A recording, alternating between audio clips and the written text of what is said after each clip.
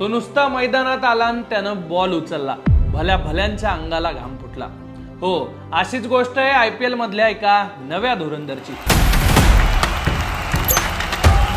मैदान हैदराबादचं, समोर राजस्थान रॉयल्सचे तगडे बॅट्समन यशस्वी जायस्वाल आणि वैभव सूर्यवंशींसारख्या वादळापुढे या हंगामात बुमराह सारखे दिग्गज सुद्धा टिकलेले नाहीत. पण तिथंच विदर्भातल्या एका पठ्ठ्यानं अख्ख्या IPLचा इतिहास एका ओव्हरमध्ये बदलून टाकलेला आहे.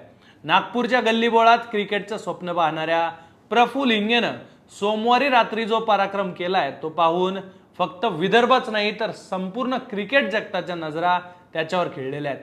IPLच्या 18 वर्षांच्या इतिहासात पहिल्यांदाच पदार्पणाच्या सामन्यात एका प्लेअरनं पहिल्याच ओव्हरमध्ये 3 विकेट घेतल्या. हो, एका ओव्हरमध्ये 3 विकेट. त्यामुळं हा पराक्रम करणारा तो पहिलाच गोलंदाज ठरलेला आहे. नागपूरच्या प्रफुल्ल हिंगेची स्टोरी फार भारी आहे, तीच या व्हिडिओतून जाणून घेऊ. नमस्कार, मी सुधीर काकडे, लोकमतमध्ये तुमचं स्वागत आहे.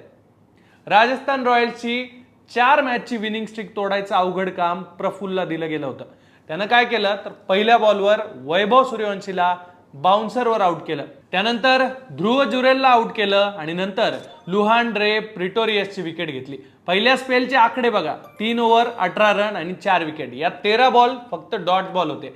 म्हणजे राजस्थानच्या बॅटर्सनं त्यानं साधी हालचाल सुद्धा करू दिली नाही. हे फक्त टॅलेंट नव्हतं तर इथं होता त्याचा कॉन्फिडन्स. मूळ नागपूरचा असलेला प्रफुल्ल तसा त्याचा क्रिकेटमधला प्रवास वयाच्या 13व्या वर्षी सुरू झाला. त्याचे वडील MSCB मध्ये अकाउंटंट म्हणून जॉब करायचे अशी माहिती आहे. आई त्याची गृहिणी, बहीण CA. असं साधं मराठी कुटुंब आहे. त्यामुळे क्रिकेटसाठी लागणाऱ्या सगळ्याच गोष्टी त्याला सुरुवातीच्या काळात कदाचित मिळाल्या सुद्धा नसतील. गंमत म्हणजे त्याला सुरुवातीला लेदर बॉल क्रिकेट काय असतं हे सुद्धा ठाऊक नव्हतं.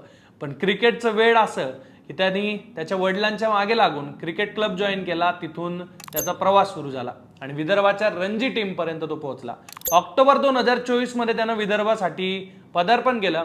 11 डावात 16 विकेट घेऊन त्यानं आपली चुणूक दाखवली. पण खऱ्या अर्थानं तो चमकला, तो चर्चेत आला विदर्भ प्रो T20 लीग मध्ये, जिथं नेको मास्टर ब्लास्टर्सला चॅम्पियन बनवण्यात त्याचा मोठा वाटा होता. प्रफुल्ल म्हणतो, मी हे स्वप्न पाहिलं होतं, डायरीत लिहून ठेवलं होतं की पहिल्याच मॅच मध्ये मी 4-5 विकेट घेईल. याला म्हणतात मॅनिफेस्टेशन. ज्या पॅट कमिन्सला तो आपला आदर्श मानतो, आज त्याच कॅप्टनच्या हाताखाली तो खेळतोय. विदर्भाचा सिनियर उमेश यादव सोबत त्यानं गोलंदाजीची सुरुवात केली आहे. त्याची तयारी त्याच्या बॉलिंग मध्ये दिसते. आणि हे सुद्धा विसरून चालणार नाही की त्याचे बॉलिंग कोच वरुण एरॉन यांनी त्याला या सगळ्या टेक्निक शिकवल्यात. चांगली हाईट, अंगात चांगली ताकद आणि तसाच स्पीड आणि सगळ्यात महत्वाचं म्हणजे डोळ्यात काहीतरी करून दाखवण्याची जिद्द. प्रफुल्ल हिंगे हे नाव आता फक्त विदर्भात नाही तर अख्ख्या जगात गाजतंय. एका सामान्य कुटुंबातून येऊन IPLच्या पहिल्याच ओव्हरमध्ये इतिहास रचणारा प्रफुल्ल भारतीय क्रिकेटचा भविष्यातला हुकुमी एक्का ठरणार यात शंका नाहीये. पण हे सगळं यश पाहिल्यानंतर त्याच्या आईवडिलांना काय वाटलं ते ऐका.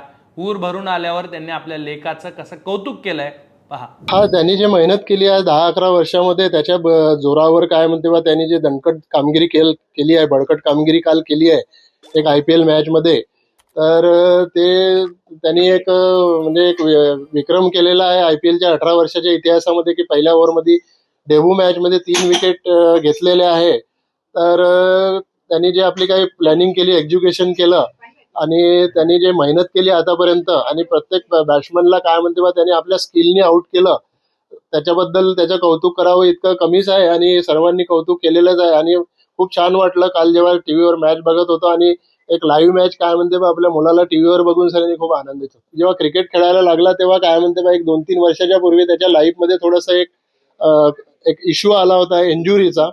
एक मॅच खेळता खेळता काय म्हणते बा त्याला जो इश्यू आला होता बॅक पेनचा, तर त्यांनी ते वर्षभर सफर केलं. एक रणजी ट्रॉफीचे 4 मॅचेस खेळल्यानंतर त्याला जे इंजुरी आली त्याच्यानंतर तो इंजुरी नाही खेळला. त्याच्या अगोदर पण त्यांनी त्याचा चान्स होता कोरोना पिरियडमध्ये अंडर-19 खेळत असताना हायेस्ट विकेट घेतल्या होत्या त्यांनी. तेव्हा एशिया कप होतं पण कोरोनामुळे ते पण त्याला खेळता आलं नाही.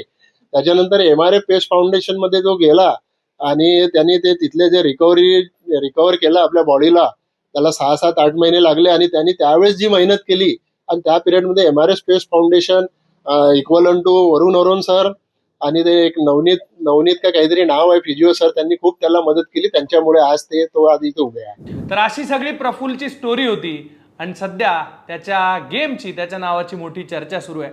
प्रफुल्ल हिंगेला भारतीय टीममध्ये संधी मिळेल का? तुम्हाला याबद्दल काय वाटतंय? तुमच्या प्रतिक्रिया कमेंट बॉक्समध्ये नक्की लिहा आणि अशाच इंटरेस्टिंग स्टोरीज जाणून घेण्यासाठी तुम्ही लोकमत पाहत राहा.